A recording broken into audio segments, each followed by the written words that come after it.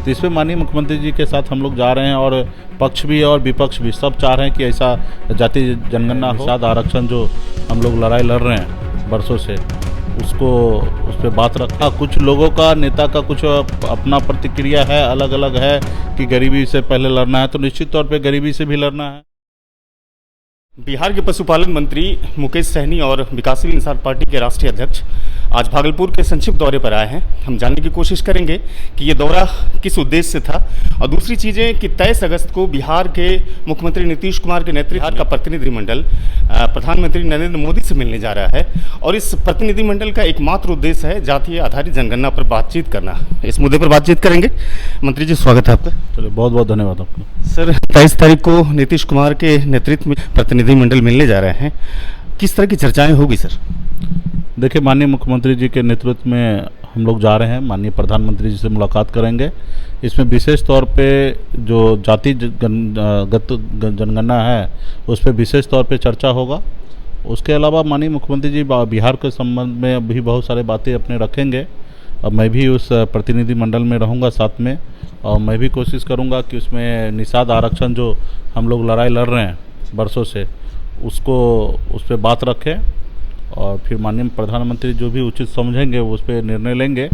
बाकी तो हम लोग जातिगत जनगणना के लिए माननीय प्रधानमंत्री से मिल रहे हैं। इसमें बिहार में जो राजनीति किस मुद्दे पर है अभी फ़िलहाल, तो जो आपकी विपक्षी पार्टियां हैं, राष्ट्रीय जनता दल, और जो घटक दल में है, जो 4 प्रमुख घटक दल है भारतीय जनता पार्टी के साथ में, एक तरफ बीजेपी का स्टैंड है कि जाति आधारित जनगणना अगर कराते हैं तो सामाजिक ताना बाना में कहीं ना कहीं दिक्कत पैदा होती है। अगर मान के चलिए केंद्र नहीं करवाती है तो फिर स्टेट गवर्नमेंट इसको कैसे करवाए?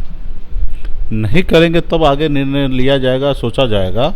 और अभी हम मानते हैं कि हमारे जो बिहार के एनडीए हैं, हम लोग सब जा रहे हैं, चारों पार्टी जा रहे हैं, तो कोई कहीं पे किंतु परंतु नहीं, कोई पक्ष में या नहीं पक्ष में, ऐसा नहीं है। हाँ, सबकी अपनी विचारधारा है, अपनी सोच हो सकता है अलग अलग, लेकिन जहाँ तक ये एनडीए की बात है, माननीय मुख्यमंत्री नीतीश कुमार जी बरसों से इस चीज़ को लेकर लगे हुए हैं, और ऐसा नहीं कि केंद्र सरकार नहीं कराना चाह रहे हैं। हाँ, कुछ लोगों का, नेता का कुछ अपना प्रतिक्रिया है, अलग अलग है कि गरीबी से पहले लड़ना है, तो निश्चित तौर पर गरीबी से भी लड़ना है।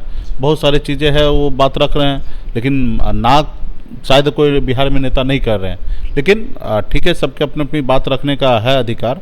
तो इस पर माननीय मुख्यमंत्री जी के साथ हम लोग जा रहे हैं, और पक्ष भी और विपक्ष भी सब चाह रहे हैं कि ऐसा जाति जनगणना हो। जिस देश में, राज्य में पशु का गणना हो, पशु किस ब्रीड का है उसकी जनगणना हो, हर एक चीज़ का आंकड़ा रखा जाता है, एक चीज़ की जानकारी देश में रखा जाता है, तो निश्चित तौर पे हर जाति धर्म के लोगों को भी जनगणना हो, कितनी संख्या हमारे देश में, कौन कितने गरीब है, कौन कितने अमीर है, कौन कितने पढ़े लिखे हैं, सारी चीज़ की जानकारी हमारे भारत में रहना चाहिए, राज्य सरकार के पास रहना चाहिए, ताकि भविष्य में भी कभी भी कोई भी पॉलिसी बनाना हो तो मुझे लगता है कठिनाई नहीं होगा। तो अभी माननीय प्रधानमंत्री जी से मिलेंगे, फिर आगे निर्णय लिया जाएगा। हमें लगता है कि माननीय प्रधानमंत्री जी मिलने का इच्छा रखे हैं तो जरूर जातिगत जनगणना करेंगे। एक आखिरी प्रश्न सर, भागलपुर आए, यहाँ चूँकि बाढ़ की विभीषिका है, काफ़ी ज़्यादा परेशानी हुई है किसानों को भी, और कृषि भी उनकी बर्बाद हो गई है, इसके लिए सरकार कुछ नहीं, सरकार तो अब हमेशा देखते आ रहे हैं कि जहां हमेशा सरकार ऐसे आपदा में हमेशा आपदा पीड़ित के साथ रहते हैं।